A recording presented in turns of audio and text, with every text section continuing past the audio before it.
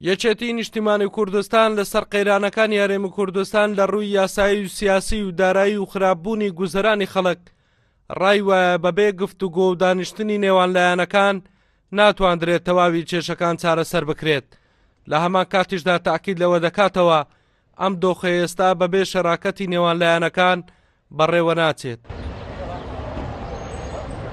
یەکێتی لە هەموو کاتەکان جزئێک بووە لە حەل، جزئێک نەبووە لە مەشاکل. دائیمەن هەوڵی داوە بە پێی توانای خۆی دەوری میانڕەوی نێوە گیریش بجێڕێ لەسەر مەبدەئی تەوافقات.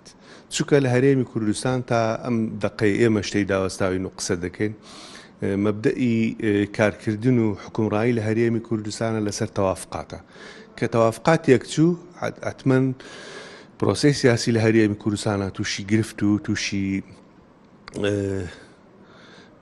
چەقبەستویی و تووشی ئەوە دەبێت کە نەتوانین لە ئاستی ئەم مەسئولیەتەدا بین کە کەوتۆتە سەرشانمان بە هەموو لایەنە سیاسیەکانەوە، چونکە ئەمە تەنها ناکرێت لایەک لایەنێک تاوانبار بکە، مەسئولیەتەکە لەژێر لەسەر شانی هەموو لایەکمانە.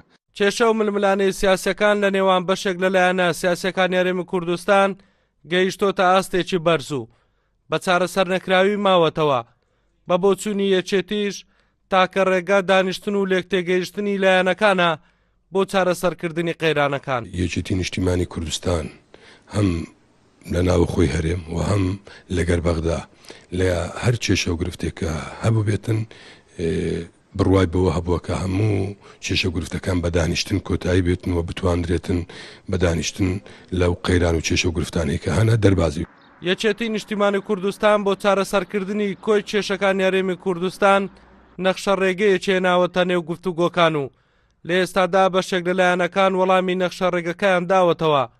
چاوەڕوان دەکرێت بە لێک نزیک بوونەوەی بۆچوونی نێوان لایەنەکان لەسەر نەخشە ڕێگەکەی یەکێتی دۆخی سیاسی بەرەو باشتر بچێت و وردە وردە قەیرانەکانیش بەرەو چارەسەرکردن بچن.